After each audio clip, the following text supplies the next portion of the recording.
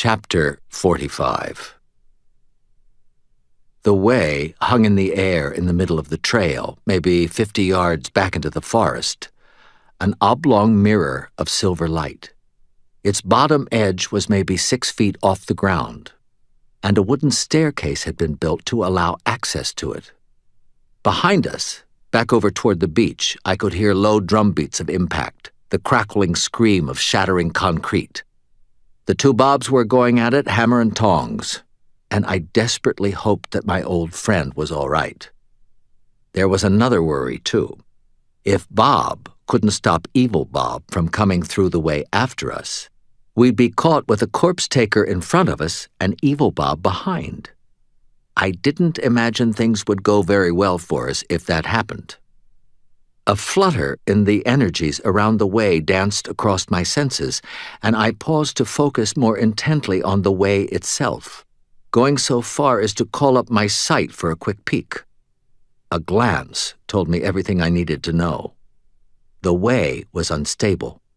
Rather than being the steady, solid steel and concrete bridge between here and the mortal world that I had seen before, it was instead a bridge made of frayed and straining ropes that looked like it might fall apart the instant it was used.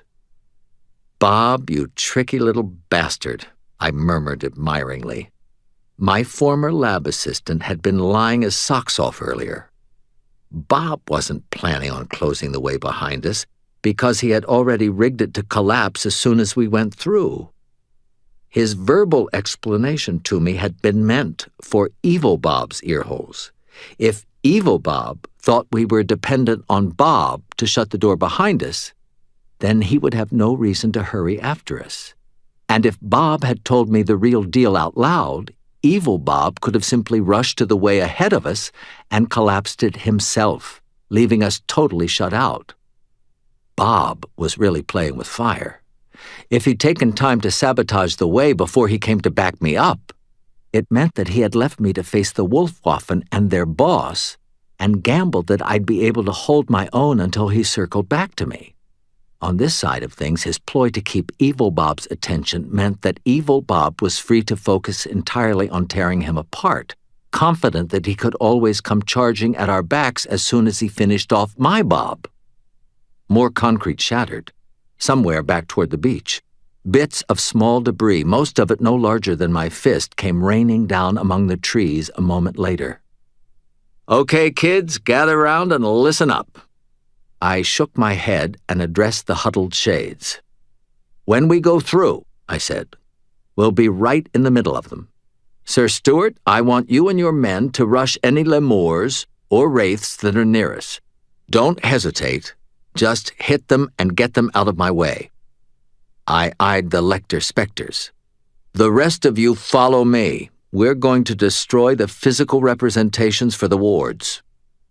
The little girl ghost looked up at me and scowled, as if I just told her she had to eat a hated vegetable. "How can you have any pudding if you don't eat your meat?" I told her seriously. "We're going to destroy the wards. Once that is done, you guys can join the rest of the shades in taking down the corpse taker and her crew. Okay? Everyone got it?" Silent stares. "Okay, good. I guess." I turned to the way and took a deep breath. This worked out reasonably well last time, right? Right, so, here we go. I hesitated. Then I said, "Hang on 1 second, there's one more thing I want everyone to do."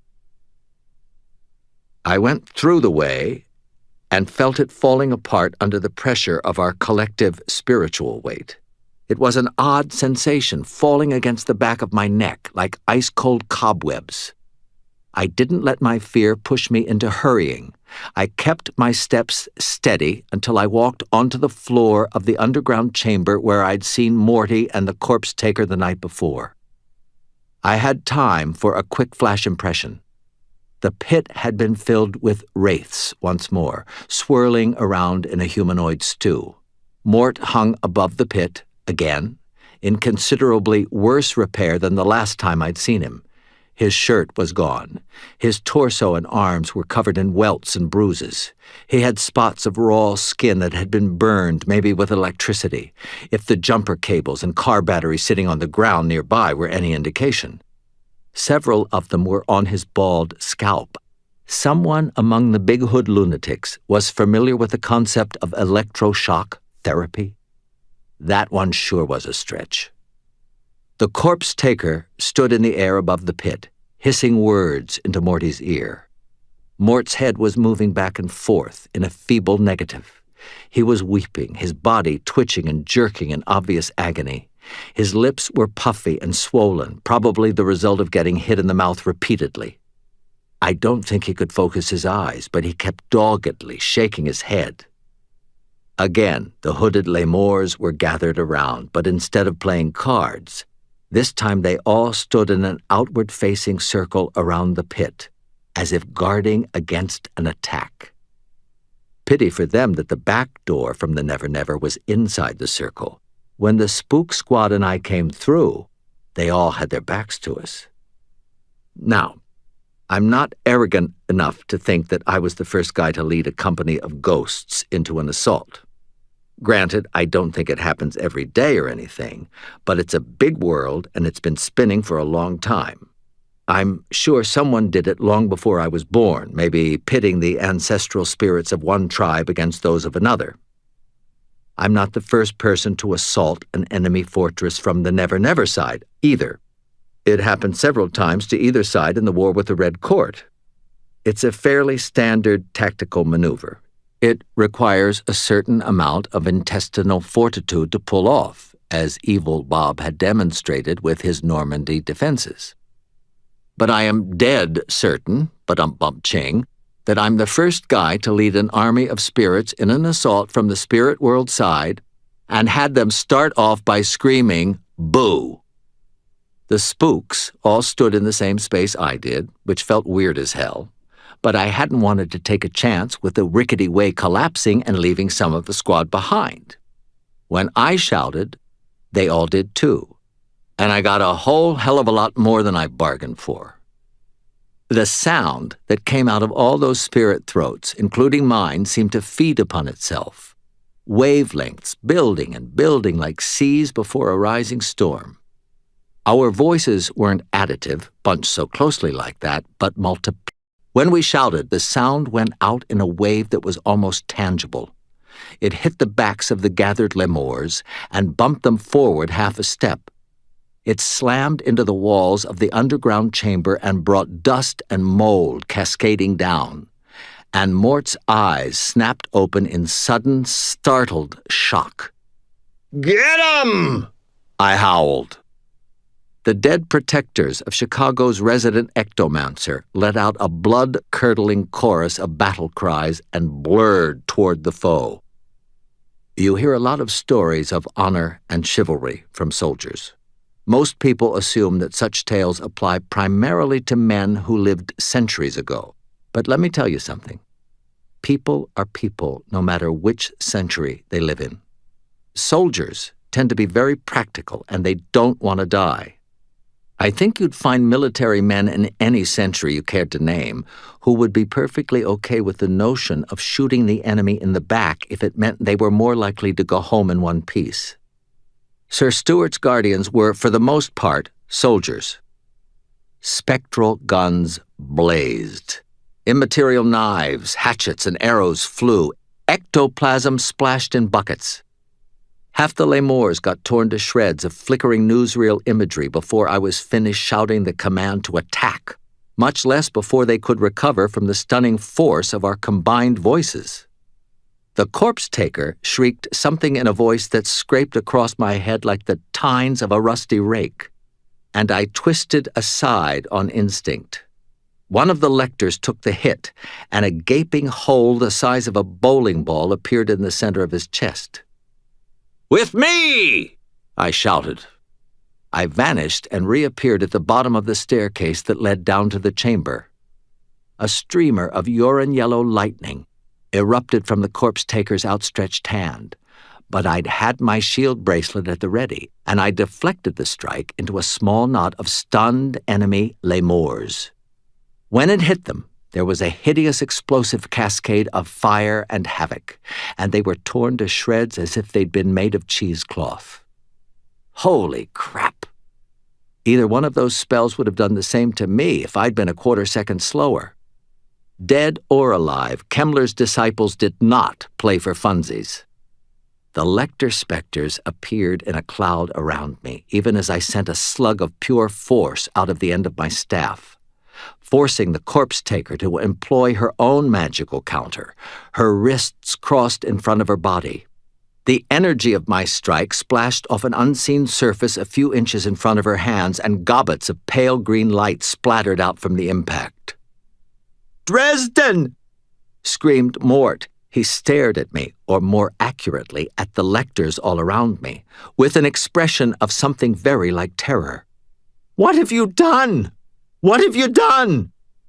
"Come on!" I shouted, and vanished from the bottom of the stairs to the top, just as the corpse taker appeared halfway up the stairway and sent another torrent of ruinous energy down toward the position the Lecters and I had just vacated.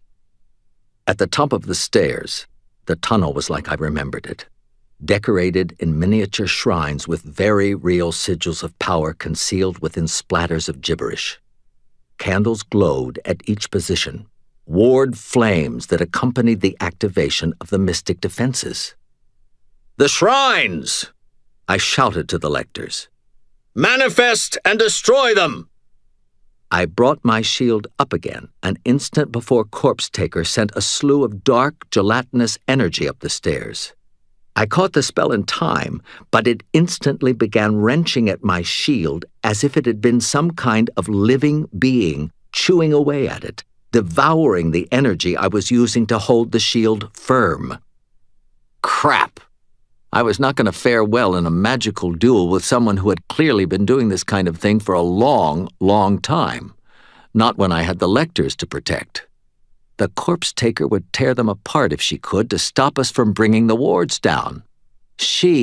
I always thought of her as a she for some reason, even though she could grab any kind of body she wanted, male, female, or otherwise, was far more experienced than I was, with what was probably a much broader range of nasty memories upon which to draw. On top of that, I was already winded, so to speak. The fight with Evil Bob had been a job of work. If I stood there trading punches, she had an excellent chance of wearing me down enough to kill me. If all I did was keep shielding the Lecters, she'd be free to throw her hardest punches, and I felt certain that anyone from Kemmler's crew could hit like a truck. Time to get creative. I dropped the shield and simultaneously thrust my staff at the black jelly stuff, snarling, "Forzore!" Pure force tore the dark energy to shreds and continued on down the stairs to strike the Corpse Taker. My aim was bad. The strike only spun her in place and sent her sprawling back into open air. I took a quick look back at the Lecters and immediately wished I hadn't. The flames of the candles in the hall had burned down to pinpoints of cold blue light. Once again, the ghosts had assumed forms from nightmares, and they were going totally ballistic on the Big Hood's hideout. Something that looked like a blending of a gorilla and a Venus flytrap smashed apart a wooden crate supporting one shrine. A giant caterpillar, its segmented body made of severed human heads, their faces screaming, their tongues functioning as legs, rippled up a wall and began tearing out chunks of concrete where a ledge had been worn, destroying another shrine. Right. It was working. I just had to keep the Corpse Taker busy until the wild rumpus got finished tearing apart the defenses. I called up my sight and vanished to a point 20 feet below the Corpse Taker's position, reappearing inside solid stone. My eyes couldn't see a thing, but my sight wasn't impaired. I could see dark, violent energy swirling around where I'd last seen the Corpse Taker. Nasty stuff. I felt my lips stretch into a snarl as I hefted my staff again and growled, "Fuego!" Ghost fire roared up through solid matter.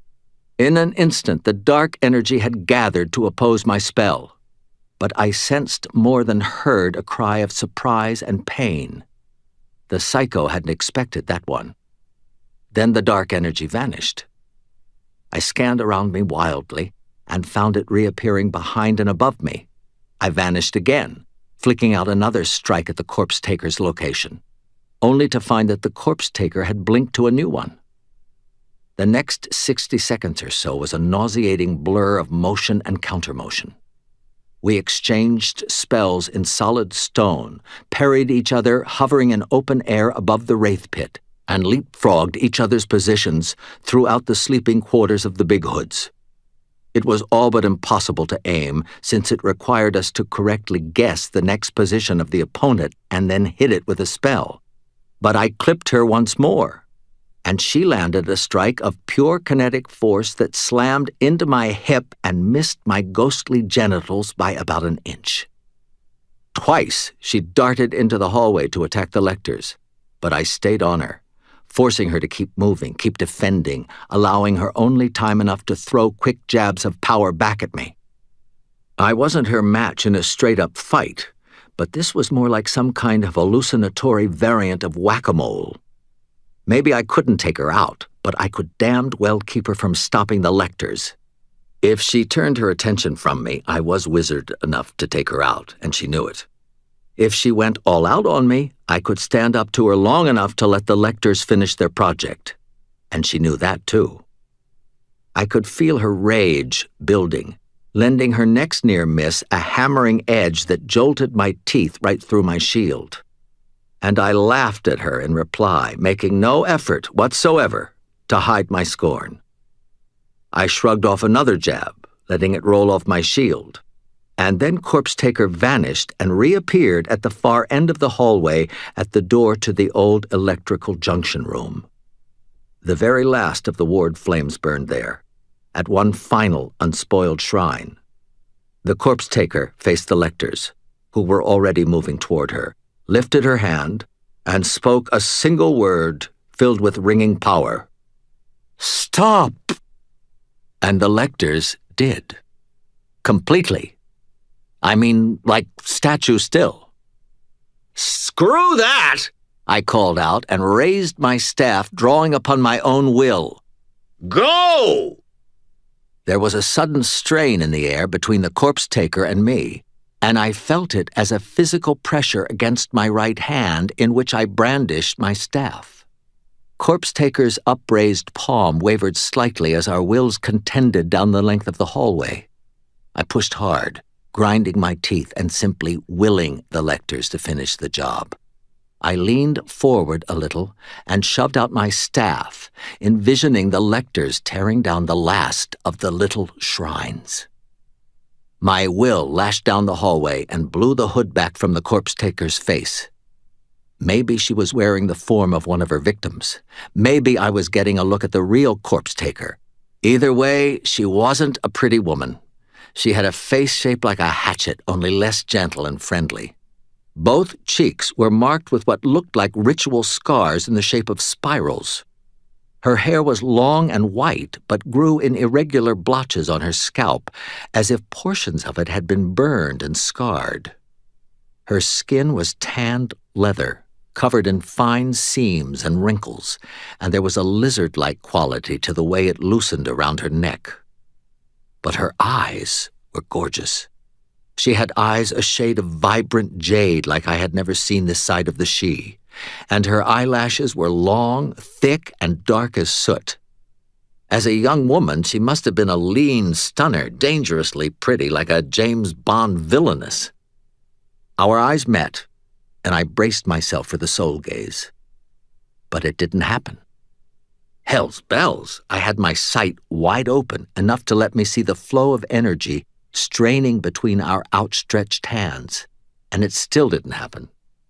Guess the rules change when you're all soul and nothing else. The Corpse-Taker watched me for a moment, apparently not particularly straining to hold my will away. "Again, you meddle in what is not your concern." "Bad habit," I said. "But then it's pretty much what wizards do." "This will not end well for you, boy," she replied. "Leave now." "Heh, that's funny," I said. I was straining. I tried to keep it out of my voice. "For a second there, it sounded like you were telling me to go away. I mean, as if I would just go away." She blinked twice at me. Then, in a tone of dawning comprehension, she murmured, "You're not brilliant. You're ignorant." "Now you done it. Them's fightin' words," I drawled. The corpse-taker tilted her head back and let out an eerie little screech. I think that to her it was laughter. Then she turned, swiped a hand at the last shrine, and demolished it herself. The wards came down all around us, energy fading, dispersing, settling abruptly back down to earth. I could see the massive currents of power begin to unravel and disperse back out into the world. Within seconds, the protective wards were gone, as if they'd never existed. The corpse-taker made that shrieking sound again and vanished, and in the sudden absence of her will, I almost fell flat on my face. I caught myself by remembering that I could now officially scoff at gravity, stopped falling halfway to the floor, and righted myself again. The wards were down. Murphy and company would be crashing the party at any moment, and for some reason, the corpse-taker now wanted them to do it. Right. That couldn't be good. Chapter 46. I let go of my sight and went up the final flight of stairs, the ones that led from the junction room up to the street entrance, and found them stacked with big hoods. I blinked for a fraction of a second when I saw them. I'd practically forgotten the real-world thugs under the corpse-taker's control. All the power we'd been throwing around in the duel had been ghostly stuff. The big hoods had no practical way to be aware of it. How odd must the past couple of minutes have been from their point of view? They'd have felt the wave of cold, seen candles burning suddenly low, and then heard lots of boards and candles and paints being smashed and clawed down, while the concrete and stone walls were raked by invisible talons, and the candles were smacked up and down the halls and stairways. There were at least a dozen of them on the stairs, and they had guns, and there wasn't a whole lot I could do about it. For a second, I entertained notions of setting the lectors on them, but I rejected the idea in a spasm of nausea. I'd seen what the killer spooks had done to the Wolfwaffen. If I turned them loose, they'd deal with the big hoods the same way. And the big hoods, at the end of the day, were as much the corpse-taker's victims as her physical muscle. And once you turned loose a force that elemental, you almost had to expect collateral damage. I didn't want any of it to splash onto Murphy and company. "Okay," I told the lectors. "Go back downstairs and help Sir Stuart and his boys out against those Lemurs. After that, defend Mort." The lector's only response was to vanish, presumably to the main chamber. Good. Mort had still been conscious the last time I'd seen him. He could tell them what to do if they needed any further direction. Meanwhile, I'd do the only thing I could to take on the big hoods. I'd play Super Scout for Karen's team. I vanished to outside the door to the stronghold and found several forms crouched there. Evening traffic was rumbling by on the bridge overhead, though the street running below it was deserted, and the space beneath the bridge was entirely shadowed. I ignored the darkness and saw Murphy next to the door, rummaging in a black nylon backpack. She was wearing her tactical outfit, black clothing and boots, and one of Charity Carpenter's vests made of Kevlar and titanium. Over that was a tactical harness, and she had 2 handguns and her teeny assault rifle, a little Belgian gun called a P90. It packed one hell of a punch for such a compact package, much like Murphy herself.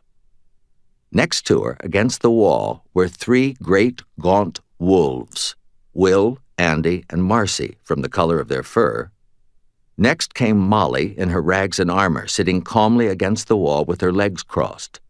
Butters brought up the rear, dressed in dark colors, carrying his gym bag, and looking extremely nervous. I went over to him and said, "Boo." The word emerged from the little radio in his pocket, and Butters jumped and said, "Meep?" "Meep?" I said. "Seriously?" Yeah, Butters muttered.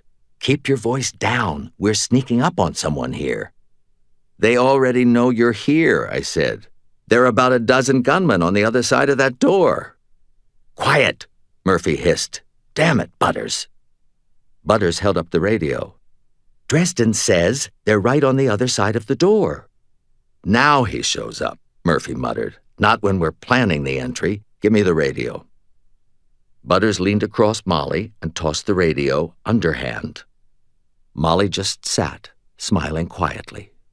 Murphy caught the radio. "So, what can you tell us?" She hesitated, grimaced, and said, "I keep wanting to add the word over to the end of sentences, but this isn't exactly radio protocol, is it?" "Not really," I said, "but we can do whatever makes you happy. Over." "No one likes a wise ass, Harry," Murphy said. "I always enjoy seeing you in gunmetal, Ms. Murphy," I continued. "It brings out the blue in your eyes. Really makes them pop. Over." The wolves were all wagging their tails. "Don't make me bitch slap you, Dresden," Murphy growled, but her blue eyes were twinkling. "Tell me what you know." I gave her the brief on the interior of the hideout and what was waiting there. "So you didn't get this necromancer bitch," she said. "That's one hell of a negative way to put it," I replied, grinning. "Who's a grumpy pants tonight?" Over. Murphy rolled her eyes at Butters and said in exactly the same tone, "So you didn't get this necromancer bitch?" "Not yet," I said. "Pretty sure her ghost troops are done for, but I need to get back downstairs and see. Just wanted to give you the rundown. You remember how to get to the basement?" "Down the stairs, through the hole in the wall 50 feet down a hall that turns left, down more stairs." "Yep, you got it," I said. Butters said, "Point of order? There's a locked door and a bunch of guys with guns between here and there." Molly stood up. "They won't have guns," she said calmly. Butters frowned. Dresden just said—" "I heard him," Molly replied. "They're going to empty their weapons at you the moment they see you in the doorway." "Okay, as plans go, I can't be the only one who has a problem with that," Butters said. "Illusion?" I asked Molly. She nodded. Murphy frowned. "I don't get it. Why that? Why not push them back with fire or make them all go to sleep or something?" "Because this is the bad guy's home," I said. "They have a threshold." Molly nodded. "Any spell that goes through gets degraded down to nothing. I can't push anything past the door. If I go in without being invited, I won't have any magic to speak of. Without an invitation, Harry can't cross the threshold at all." Murphy nodded. "So you're going to give them a target at the door. Makes sense." She frowned. "How are you going to get back in, Harry?" I stood there for a second with my mouth open. "Well, crap," I muttered. "Over." Murphy snorted. "God, it really is you, isn't it?" She turned back to her bag and took out a small black plastic hemisphere of what had to be explosives of some kind. She pressed it onto the door's surface right next to its lock. "No problem. I'll invite you in once the door's down." "Doesn't work like that," I said. "Gotta be an invitation from someone who lives there." Murphy scowled. "Nothing's ever simple with you, Dresden." "Me? Since when have you been polyplastique?" "Kincaid showed me how," Murphy said without any emphasis. "And you know me, Dresden. I've always been a practical girl." She pressed a little device with a couple of tines on it through a pair of matching holes in the bowl, turned a dial, and said, "Get clear, setting for 10 seconds. Whatever you're going to do, Molly, have it ready." My apprentice nodded, and everyone but me and Murphy backed down the wall from the door. I waited until they were done moving away before I said, "Murph, these gangers, they're victims too." She took a breath, then she said, "Are they standing right by the door?" "No, 5 or 6 steps down." She nodded. Then they won't be in the direct line of the blast. This is a fairly small-shaped charge. With a little luck, no one will get hurt." "Luck," I said. She closed her eyes for a second. Then she said, "You can't save everyone, Dresden. Right now, I'm concerned with the man these victims are torturing and holding prisoner. They're still people, but they come right after him and everyone here on my worry list." I felt a little guilty for making an insinuation about Murphy's priorities. Maybe it was too easy for me to talk. I was the one the big hoods couldn't hurt, after all. I wasn't sure how to say something like that, though, so I just sort of grunted and mumbled.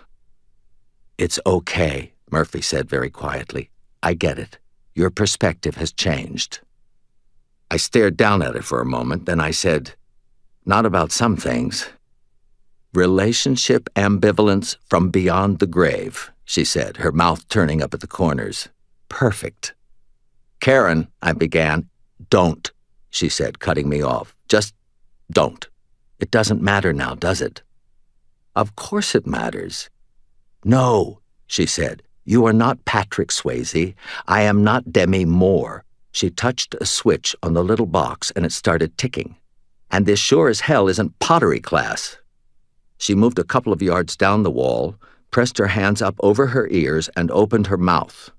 Molly, Butters, and the wolves all did more or less the same thing. It looked, well, they'd have been insulted if I said anything. But it looked darn cute on the wolves, them all crouched down with their chins on the ground, folding their ears forward with their paws. I'm sure any real wolf would have been shocked at the indignity. I stayed where I was standing, right in front of the door. I mean, what the hell, right? When was I going to get a chance to see an explosion from this angle again? I was a little disappointed. There was just a huge bang, a flash of light, and then a cloud of dust, which was pretty much descriptive of most of the explosions I'd seen. Though I was glad no one had actually been watching me, I flinched and hopped back about a foot when it went off. When the dust cleared enough to see through, the door swung freely on its hinges. Murphy stuck her foot around the corner and kicked it all the way open, then gestured to Molly. Molly murmured and closed her eyes, then lifted her hand. Abruptly, there were two Murphys crouched by the door. The one nearest it was chewing gum, noisily. She stood up with her P90, flicked on the little flashlight under the barrel, and stepped around the corner, the gun pointing down the stairs. Gunfire erupted. The gum-chewing Murphy dropped to one knee and started shooting, the assault rifle chattering in 2- and 3-round bursts. It was noisy as hell for about 5 seconds, and then there was silence. Gum-chewing Murphy withdrew back around the corner. Once she was out of sight of whoever was inside, she vanished. The real Murphy stood up then and pitched an object down the stairs. A moment later, there was an eye-searing flash of light and thunder. "Go, go, go!" Murphy called, and swung to point her gun down the stairs with just a portion of her upper body and face exposed to possible fire, while the rest of her body was hidden behind the wall. The three wolves rose and plunged through the dusty doorway in a single blur of motion. Wolves in general get underestimated in the modern world. After all, humans have guns and helicopters. But back in the day, when things were more muscle-powered, wolves were a real threat to humans, possibly the number 2 predator on the planet. People don't remember that wolves are far stronger, far faster, and far more dangerous than human beings, that humanity taught wolves to fear and avoid them, and that without that fear and advanced weaponry, a human being was nothing more than a possible threat and a potential meal. A wolf with no fear could tear several human beings apart. A wolf with no fear and an intelligent mind directing it to work in close concert with teammates was a force of freaking nature, more or less literally. The point being that 3 wolves against a dozen big hoods in those tiny confines was not a fair fight. It wasn't even close.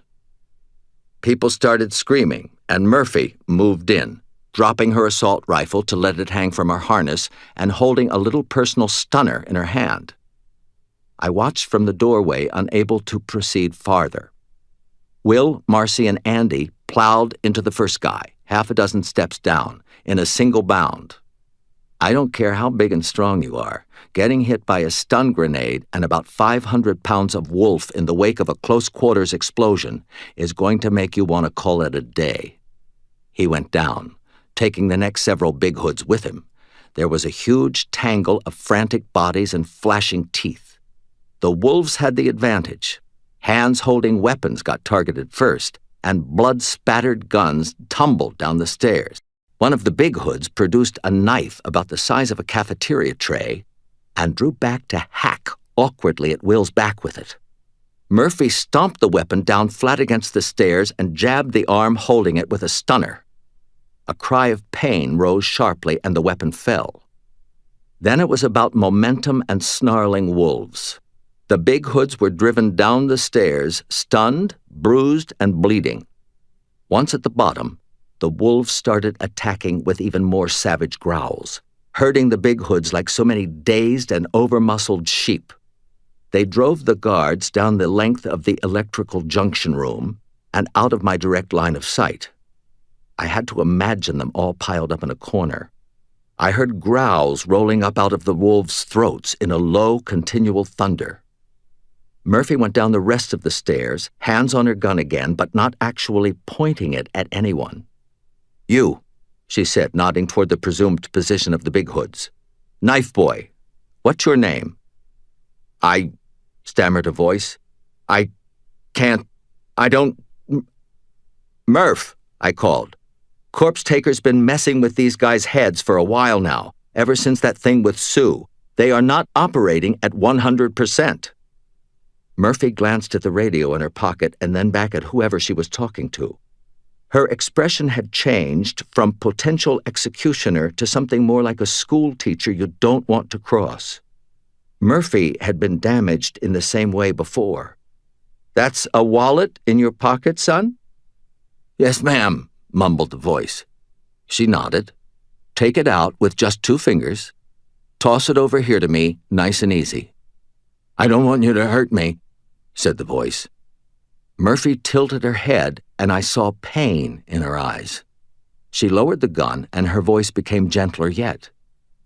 "Just toss me the wallet. I'm going to set things right." "Yes, ma'am," mumbled the voice again. A ratty old nylon wallet hit the floor near Murphy's feet.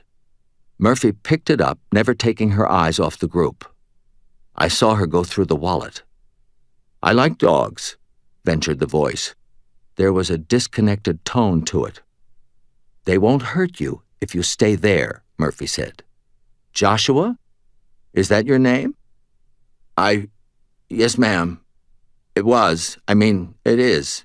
Josh." "Josh. Age 19, Murphy said. A flicker of anger entered her blue eyes. "Jesus, these game-playing bastards." "Bitch, technically," I said. Murphy snorted. "Come here, Josh." Molly approached the top of the stairway and stood next to me, where she usually did, a little behind me and to my left. She must have gotten a look at my position through her little tuning fork. A big hood appeared in front of Murphy. He was about 500 times bigger than she was. He had hands like shovels. One of his hands was bleeding. "Take the hood off, please," Murphy said. He hastened to do so. He was an ugly, blunt-featured kid. His hair was longish and matted. It had been months since it was cut, combed, or washed. He didn't have enough beard to notice from the top of the staircase, and he didn't look too bright. He blinked his eyes several times in the light coming from Murphy's flashlight. "Hello, Josh," Murphy said, keeping her tone level and calm. "My name is Karen." "Hello, Karen," Josh said. "Let me see your hand," she said firmly. "Establish the pattern," Molly murmured under her breath. "Good." Josh hesitated a moment and then held out his hand. Murphy examined it. "Doesn't look too deep. It's already beginning to stop bleeding." "Had worse, ma'am," Josh mumbled. She nodded again. Do you know why you were on those stairs? Bad people, Josh said. Bad people who were going to hurt us. He frowned. You? I could hurt you right now, but I'm not going to, am I? Murphy said. No. That's right, she said. I know this is hard, Josh, but I'm probably your friend. He frowned. I don't know you. You're a stranger. I'm going to help you, she said. Help all of you, if you'll let me. Get you some food and some clean clothes. Josh shrugged a shoulder. Okay, I'm hungry. Murphy looked away from him, and I saw her control another expression of anger. I'm looking for a little bald man. I know he's here. Josh looked uncomfortable. Is he here? Downstairs? You know he is, I muttered. It hadn't carried to the radio, but Murphy glanced with an arched eyebrow up the stairway, then turned back to the kid. Josh looked back and forth and shifted his weight. Tell me the truth, Josh, Murphy said. It's all right. Downstairs, Josh said. With Boz. Boz? Murphy asked. Boz is big, Josh said. Murphy eyed the kid up and down and squared her shoulders. Right. Okay, Josh. There's one more thing I want you to do for me, and then you can go sit down with your friends. Okay. My friends are up at the top of the stairs. I want you to ask them in. Josh furrowed his brow. Huh? Invite them inside, please. Oh, no, he said, shaking his head. No one in the secret hideout. Orders. It's all right, Murphy said. I'm giving you new orders. Invite them in, please. Josh seemed to waver. Murphy's hand dipped into her pocket and he seemed to flinch. Then it emerged holding one of those high-activity protein bars wrapped in mylar. You can have this if you do. The way to a dim minion's heart was evidently through his stomach. Josh snapped up the bar with both hands and said, up toward the top of the stairs, Won't you please come inside? I took a tentative step forward and felt no resistance. The threshold had parted. Molly did the same and hurried down the stairs. Will, Andy, Marcy, Molly said in a calm voice, back a couple of steps, please. The wolves glanced at Murphy and then started backing up. What are you doing? Murphy asked. I'm making sure we don't need to hurt them, Miss Murphy, Molly said. Trust me. Grasshopper? I asked. It's legal, she said, rolling her eyes. Don't worry, and we can't just stand around. What's the response time to this block? 8 minutes, Murphy said calmly. Ish. It's been about 4 since the charge went off, Molly said. Tick-tock. Murphy grimaced. Do it. Molly turned to Josh and said, Go stand with your friends. You guys look tired.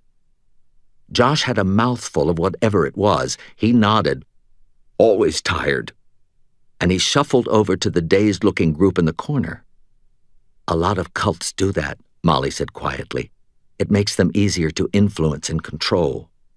She closed her eyes for a moment, then took a slow, deep breath and opened them. She lifted her right hand and murmured in a silken, soft tone, Nehru. And the dozen or so big hoods just sank down to the floor. Mother of God, Murphy said softly and turned to stare at Molly.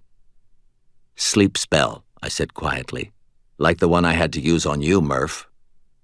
I didn't mention that the spell I'd used on Murphy had taken every bit of skill I'd had and 10 times as long to put together. Molly had just done the same thing, only a dozen times bigger, touching each individual mind and crafting the spell to lull it to sleep. What she'd just done was hard. In fact, it was what one could only have expected from a member of the White Council. Maybe my godmother had a point. Molly shuddered and rubbed at her arms. They aren't right, Ms. Murphy. They weren't stable, and they could have had their switches flipped to violence at any time. This will at least make sure they won't hurt themselves or anyone else until morning." Murphy studied her for a moment and then nodded. "Thank you, Molly." My apprentice nodded back. Murphy took up her gun again and then looked at her. She smiled and shook her head. "Rag lady, huh?" Molly looked down at her outfit and back up. "I didn't pick the name." The diminutive woman shook her head, her expression firm with disapproval. "If you're going to create a persona, you've got to think of these things. Do you know how many extra PMS jokes are flying out there now?" Molly looked serious. "I think that just makes it even scarier." Murphy pursed her lips and shrugged a shoulder. "Yeah, I guess it might." "Scares me," I said. Murphy smiled a little more. "Because you're a chauvinist pig, Dresden." "No," I snorted, "because I realize a lot better than you two do how dangerous you are." Both of them stopped at that, blinked, and looked at each other. "Okay, ghosty scout time," I said. "Sit tight for a second, I'm going to check below." "Meet you at the top of the next stairway," Murphy said. "Got it," I said. "Oh, nice work on that spell, Grasshopper." Molly's cheeks turned pink, but she said casually, "Yeah, I know." "Atta girl," I said. "Never let 'em think you're out of your depth." I vanished and appeared in the main chamber below. I was unprepared for the sight that waited for me. Corpse Taker was standing about 20 feet from where Mort hung suspended. Her jaw was unhinged, like a snake's, open much wider than it should have been able. As I watched, she made a couple of convulsive motions with her entire body and swallowed down a recognizable object. A child's shoe, circa 19th century. She tilted her head back as if it helped her slide whichever of the two child ghosts she'd eaten last down her gullet, and then lowered her chin and smiled widely at Mort Lindquist. Sir Stuart's faded form was the only one still visible in the room. The wispy, camera-lit mists of several other spirits were still dissolving, all around the room. Mort spotted me and slurred, "Dresden, you moron! What have you done?" Corpse Taker tilted her head back and laughed. "I wasn't keeping them shut away because they might hurt this bitch," Morty said. He sounded hurt and exhausted and furious. "I was protecting them because she was going to eat them." I stared for a second. The Corpse Taker had been going to eat the Lectors, the most vicious, dangerous, powerful spirits in all of Chicago. Just like she had planned to do to Chicago's ghosts when Kemmler's disciples had attempted a ritual called a Dark Hallow several years before, I realized. A ritual that, if successful, would have turned the necromancer who pulled it off into a being of godlike power. "Ah," the Corpse Taker said, the sound deep, rich, and full of satisfaction. I got a very bad feeling in the pit of my stomach. "I'm almost full," she continued. She smiled at me with very wide, very white, very sharp-looking teeth. Almost. Chapter 47. One thing you never do in a fight, no matter how emotionally satisfying it might seem, is pause to gloat with an enemy standing right in front of you. Savvy foes aren't going to just hang around letting you yak at them. They're going to take advantage of the opening you're giving them. The same goes for desperate foes who aren't interested in trying to win a fair fight. Before the Corpse Taker finished speaking, I snapped my staff forward and snarled, "Fuego!" Fire lashed toward her. She deflected the strike with a motion of her hand, like you'd use to ward off a fly. The memory fire went flying on by her through the wall and gone. "Such a pity," she said. "I was just going to—" She wanted to keep up the gloating. I was game. I hit her again, only harder. This time I sent it flying a lot faster, and it stung, though she slapped the fire aside before it could do much more than singe her. She let out a furious sound. "Fool! I will—" Some people, I swear, they never learn.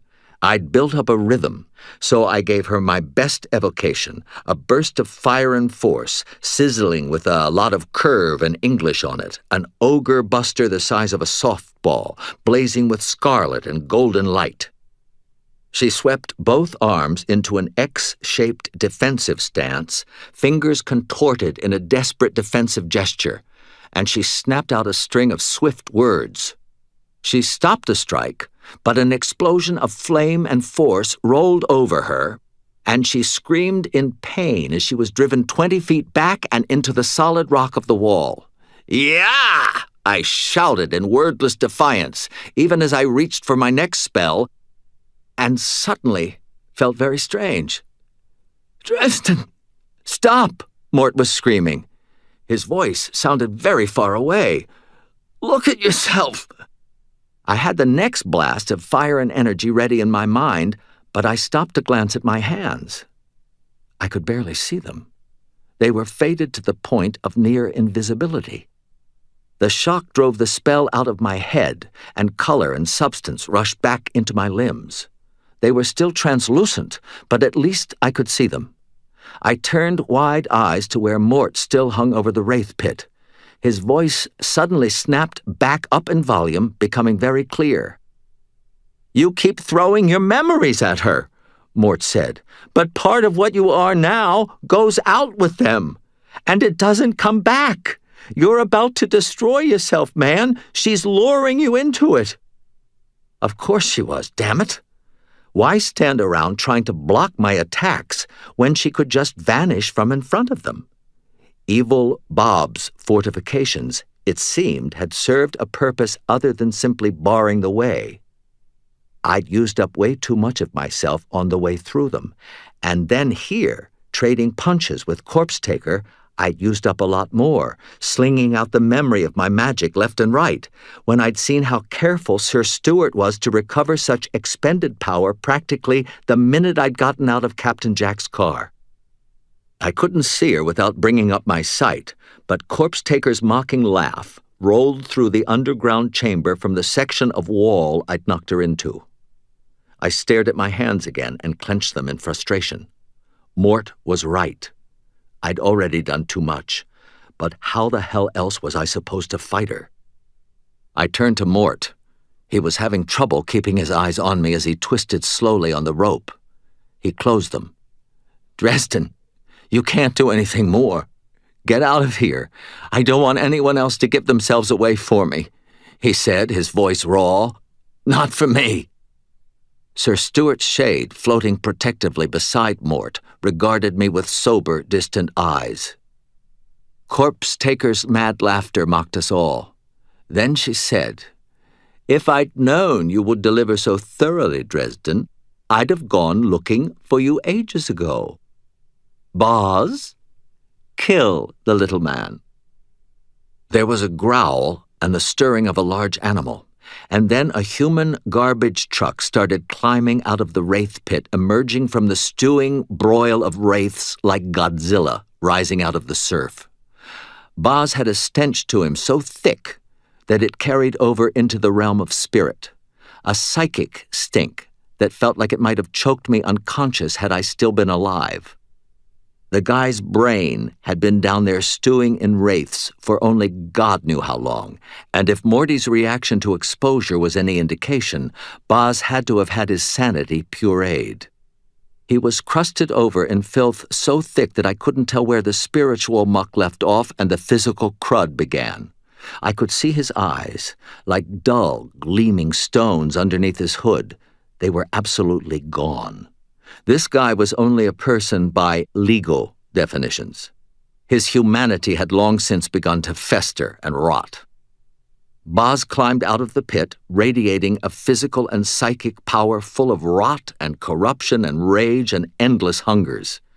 He stood there blankly for a second, and then he turned and took one slow, lumbering, Voorheesian step after another toward the apparatus from which Mort hung.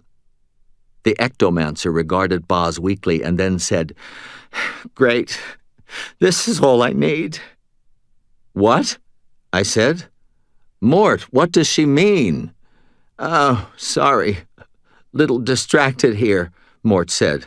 "What?" "The corpse taker. What did she mean that she doesn't need you anymore?" "You fed her enough power to fuel a couple of dozen nightmares, Dresden," Mort said. "She can do whatever she wants now." "What? So she gobbles a bunch of killers and she gets to be a real boy again? It can't be that easy." Boz reached the basketball goal, grabbed it in his huge hands, and just turned it slowly, the hard way. Mort began to rotate toward the edge of the pit. "Ah, Dresden, do something!" I glared at Morty, spreading empty hands, and then in pure frustration, I tossed a punch at Boz. It was like slapping my fist through raw sewage. I didn't hit anything solid, and my fist and arm came out covered in disgusting residue. I couldn't act. Information was the only weapon I had. "Kind of limited here, Mort." Morty had begun to hyperventilate, but he clearly came to some sort of decision. He started gasping out words rapidly. "She can be real again, for a little while. She can manifest," I said. Boz's fingernails were spotted with dark green mold. He reached out and grabbed the rope holding Mort. He untied the rope from its stay without letting it slide and began to haul Mort toward the edge of the pit. Arms and mouths and fingers stretched up from the bubbling wraiths, trying to reach the ectomancer. "Gah!" Mort gasped, trying to twist away. Wraith fingertips touched his face, and he winced in apparent pain. "Once she does that, she gets to be her old self for a while. She can walk, talk, whatever." "Use her magic for real," I breathed. The corpse taker wouldn't have to limit herself to people who could contact the dead, people from whom she could try to wrest consent, as she had done to Mort. She could simply take someone new. And then she was back in the game, a body-switching lunatic with a hate-on for the White Council and all things decent in general. Her boss, Kemmler, had apparently slithered his way out of being dead more than once. Maybe her whole freaky cult operation had been a page from his playbook. I vanished to the bottom of the stairs and screamed, "Murph! Hurry!" But I saw no one at the top of the stairs. Sir Stuart stood in front of Boz, clenching his jaw and his axe in impotent rage. As Boz lowered Mort to the ground and then leaned over him, reaching down with his huge hands to grasp Mort on either side of his head. A twist, a snap, and it would be over for the ectomancer. But what could I do? I had nothing more than the ghost of a decent spell in me, and then I was misty history. Morty was beat to hell, exhausted, unable to use his own magic, or he damned well would have gotten himself out of this clustergeist by now. Even if he'd let me in, which I wasn't sure he would do in his condition, not even to save his life, I doubted the two of us had enough energy and control between us to get him free.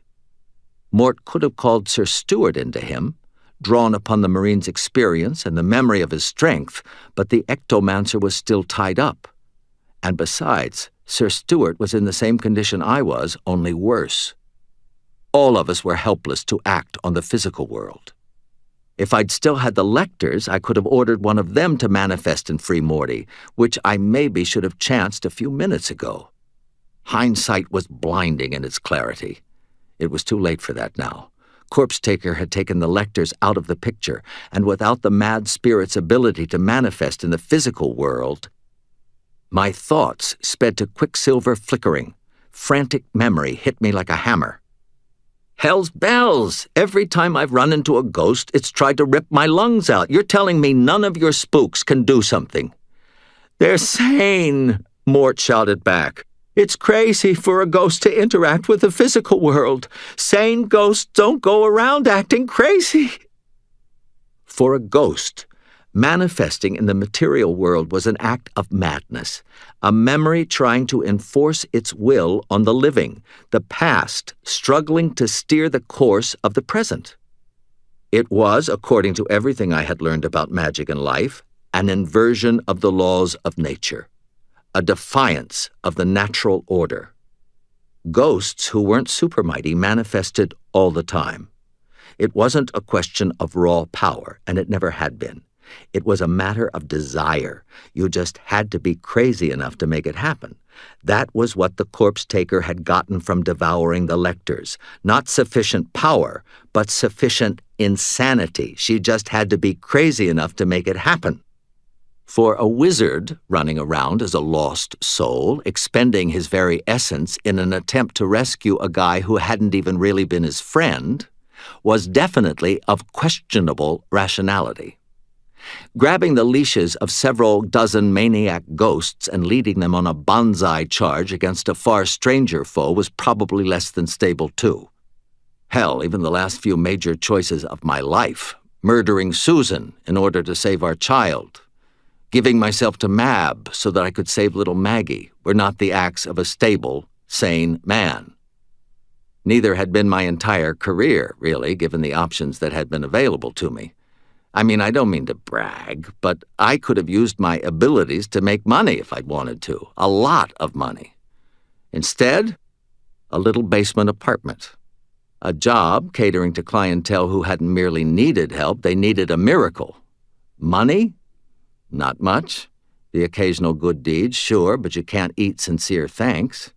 Girls don't flock to the guy who drives the old car, reads a lot of books, and kicks down the doors of living nightmares. My own people in the White Council had persecuted me my whole life, mostly for trying to do the right thing. And I'd kept on doing it anyway. Hell, I was pretty much crazy already. That being the case, how hard could it be? It would take a certain amount of energy, I was sure, maybe everything I had left. It wouldn't get me any closer to the answers I wanted. It wouldn't let me find out who had murdered me. It might destroy me altogether. Heck, for that matter, if it took too much power to pull off, it could snuff me here and now. But the alternative? Watching Morty die? Not going to happen. I'd face oblivion first. I gripped the wooden grain of my staff, recalling the feelings that had surged through me when I had summoned and bound the lectors. I called on my memories one more time. I called up the ache of sore muscles after a hard workout and the sheer physical joy of my body in motion during a run, walking down the street, sinking into a hot bath, swimming through cool water, stroking over the softness of another body beside mine. I thought of my favorite old T-shirt, a plain black cotton one with 98% chimpanzee written on the chest in white typeset letters. I thought of the creak of my old leather cowboy boots, the comfort of a good pair of jeans, the scent of a wood-smoked grill drifting into my nose when I was hungry, the way my mouth would water and my stomach would growl. I thought of my old Mickey Mouse alarm clock going off too early in the morning and groaning out of bed to go to work. I remembered the smell of a favorite old book's pages when I opened them again, and the smell of smoldering motor oil, a staple feature of my old Blue Beetle. I remembered the softness of Susan's lips against mine. I remembered my daughter's slight warm weight in my arms, her exhausted body as limp as a rag doll's. I remembered the way tears felt, sliding free of my eyes. The annoying blockage of congestion when I had a cold, and 1,000 other things, little things, minor things, desperately important things, life. Then I did something fairly nutty. As I gathered the memory for what I was to attempt, I just uttered the spell in plain old English. The energy seared through my thoughts in a way that would have been damaging to a living wizard, maybe fatal. It seemed appropriate to use it here, and I released whatever power I had left, clothing it in garments of memory, as I murmured the most basic of ideas, the foundation of words and of reality. Be. My universe shook. There was a vast rushing sound rising to a crescendo that would have made a sane person flinch and crouch down to find shelter. And in a sudden burst of silence, I stood firmly in cold, dank dimness, the cold, raised gooseflesh on my skin. Shadows had swollen to cover almost all the details around me, and no wonder they had. All the candles and lamps that lit the chamber had burned down to little pinpoints. I tapped Boz on the shoulder and said, "Hey, gorgeous." His face twisted in complete surprise, turning to stare in blank incomprehension at mine. I winked at him and whispered, "Boo!" And then I slugged him with my quarterstaff. It hurt. I mean, more than the shock of impact that lanced up through my wrists. I was solid again, at least for a moment. I was myself again, and with my remembered body came a fountain of remembered pain. My legs and knees creaked and ached, something that was a natural progression for a big guy, a kind of background pain that I never noticed until it was gone and then back again.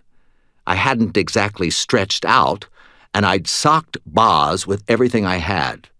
I'd torn a muscle in my back doing it. My head wasn't clear, suddenly riddled with a catalog of muscle twitches, physically painful hunger, and old injuries I'd just learned to ignore, now suddenly screaming in fresh agony. I've said before that only the dead feel no pain, but I'd never spoken from experience before. Pain used as a weapon is one thing. Personal pain, the kind that comes from just living our lives, is something else. Pain isn't a lot of fun, at least not for most folks. But it is utterly unique to life. Pain, physical, emotional, and otherwise, is the shadow cast by everything you want out of life, the alternative to the result you were hoping for, and the inevitable creator of strength. From the pain of our failures, we learn to be better, stronger, greater than what we were before. Pain is there to tell us when we've done something badly. It's a teacher, a guide, one that is always there to both warn us of our limitations and challenge us to overcome them. For something no one likes, pain does us a whole hell of a lot of good. Stepping back into my old self and moving instantly into violent motion hurt like hell. It was amazing. I let out a whoop of sheer adrenaline and mad joy as Boz tumbled back over Mort's recumbent form. "Oof!" Mort shouted. "Dresden!" A howl of excitement came rolling out of Sir Stuart's throat, and he clenched his fist in vicious satisfaction, flashing briefly into full color. "Aye! Set boot to arse, boy!" Boz came up into a crouch pretty smoothly for someone of his bulk and stayed there, low and on all fours, an animal that saw no advantage in learning to stand erect. Absolutely no sign of discomfort showed on his face, even though I'd split open his cheek with a blow from my staff and blood joined the other substances encrusting his face. Hell's bells, my staff wasn't exactly a toothpick. It was as heavy as 3 baseball bats. I wasn't a toothpick either. I wasn't sure of my weight in baseball bats, but I could look down at a lot of guys in the NBA, and I wasn't a scrawny kid anymore.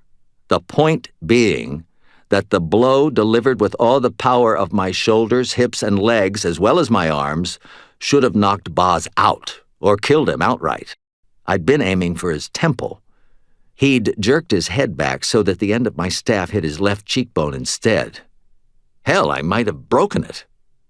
But instead of collapsing in pain, he just crouched there, silent, stony eyes looking right through me as he faced me without flinching.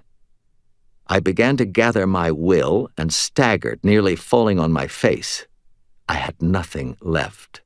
It was only that burning flash of irrational certainty that had driven me to attempt to manifest that was keeping me on my feet at all. And I realized with a cold little chill that I might not be able to stop Boz from killing Morty. "Good Lord, I'm regretting this now," I muttered. "I have never, ever smelled B.O. this bad in my life. And I once had s'mores with a Sasquatch." "Hang out with him for a while," Mort gasped. "Eventually it's not so bad." "Wow, really?" "No, not really." I kept my eyes on Boz, but did my best to grin at Mort.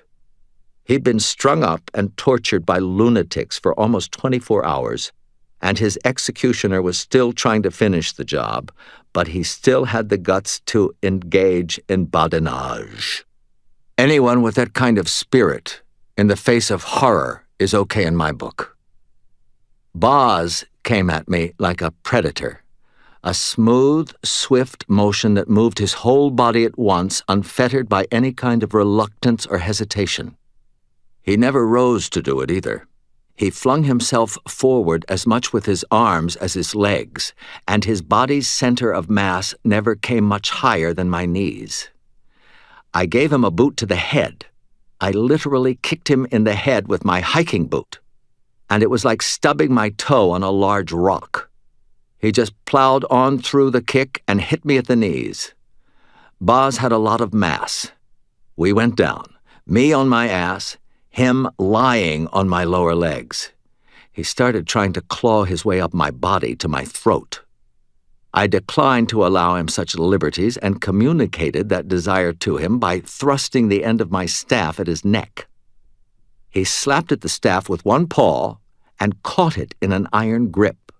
I tried to roll away. He got his other hand on the weapon. We wrenched and wrestled for control of it. He was stronger than me. He was heavier than me. I had slightly more leverage, but not enough to make the difference. Then Boz surged forward, driving with tree trunk legs, and I went down on my back. All his weight came down on the staff, and he drove it toward my throat. Temporary body or not, it still worked the same way as the one I was used to. If Boz crushed my windpipe, the body would die. If that happened, I assumed I would be left behind, immaterial again, while the false flesh collapsed into ectoplasm. The way ghosts and demons were driven back to their spirit forms when their temporary bodies were destroyed. But we were getting pretty far out of my comfort zone when it came to ghostly lore. Boz bore down, and it was all I could do to keep him from choking me with my own staff. I couldn't even dream of moving him. He had 75 or 80 pounds on me, all of them solid, stinking mass, and he was coming at me with a silently psychotic determination. But he hadn't realized where we had fallen. I released the staff with my right hand, and his shoulders bunched, his back rounding out in a massive hump of trapezius muscles. My one hand wasn't able to do much to hold him back, and I felt the harsh pain of blood trying to hammer through the arteries Boz was compressing. With my right hand, I seized the ends of the jumper cable still attached to the heavy-duty automobile battery, the one Morty had been tortured with, and jammed the metal ends of them both against the freshly blood-soaked side of Boz's face. It wasn't exactly a surgical strike. I was holding both clamps in the same hand and only a couple of seconds from being choked unconscious after all, but it worked. The clamps touched each other and wet skin, and sparks flew. Boz convulsed and jerked away from the sudden source of agony. A reflex action as immutable as pulling your arm away from a searing hot panhandle. He shifted his weight and I pushed up, adding every ounce of muscle I had to aid the movement. He pitched off me, rolling, and I followed him, letting go of the staff and looping the main body of the jumper cable around his neck. He thrashed and tried to get away, but I had gotten onto his back and locked my legs around his hips. I grabbed the cable in both hands and hauled back on it with everything I had. It was over pretty quick, though it didn't feel like it at the time. Boz thrashed and struggled, but as heavily muscled as he wasn't flexible enough to get his arms back and up to reach where I was on his back, so he couldn't pull me off. He tried to break away, but between the cable and the grip of my legs, he wasn't able to shake me off. He tried to get his fingers in beneath the jumper cable, but though he managed to get in a couple of digits, I was pulling too hard and was more than strong enough to outmuscle one of his fingers. I don't care how crazy you are. When your brain doesn't get oxygen, you go down. Boz did, too. I held the choke for another 10 seconds to make sure he wasn't playing possum on me, and then for 15, then 20. Someone was snarling a string of curses, and I hadn't realized it was me. The simple sensation of straining power, of primal victory, surged through me like a drug, and only the coup de grace remained. I ground my teeth. I'd killed men and women before, but never when I'd had an alternative. I might be a fighter, but I wasn't a killer, not when there was a choice. I forced myself to let go of the cables, and Boz flopped to the ground, entirely limp, but alive. I had to roll him off one of my legs, pushing with my other heel, but he finally went, and I shambled upright, breathing hard. Then I turned to Mort and started untying knots. He watched me with wary eyes. "Dresden, what you doing? Being in the flesh like that, it isn't right." "I know," I said, "but no one else was going to do it." He shook his head. "I'm just saying, it isn't good for you. Those spirits, the ones I've been sheltering, they weren't any different from any other ghost when they got started. Doing this, it does things to you long term. You'll change." He leaned a little toward me. "Right now, you're still you, but what you felt there at the end, it grows. Keep doing this and you won't be you anymore." "I'm almost done," I told him, jerking the ropes clear as fast as I could. It took a bit. They'd strung him up pretty carefully, distributing his weight across a lot of rope. I guess Corpse Taker hadn't wanted to spend several hours getting her limbs back under control, once Mort cracked. He groaned and tried to sit up. It took him a couple of attempts, but when I tried to help him, he waved my offer away. "Can you walk?" I asked him. He shuddered. "I can damned well walk out of here. Just give me a minute." "I don't have it," I said. "I've got to move." "Why?" "Because my friends are up there somewhere." He sucked in a breath. "I know," I said with a grimace. Then I rose, grabbed my staff, and started walking toward the stairs. "Stu?" I heard Mort say. "You know knots, right?" I glanced back and saw Sir Stuart nod. Mort nodded back and started gathering up the coils of rope I'd pulled off him. He beckoned to Sir Stuart. "Come in. I don't want the man mountain there, getting up and finishing what he started." I almost hesitated to make sure Mort was all right, but I'd spent too much time down here already, and I could feel the hectic buzz of my fatigue growing by the moment. I had to get upstairs. There was only one reason Corpse Taker would have taken down her own wards as she had. She wasn't limited to such a small sampling of humanity now when it came to seizing a new body. She'd wanted people to come inside her lair. It would give her more variety to choose from. I rushed up the stairs praying that I would be in time to stop Kemmler's protégé from taking one of my friends. For keeps.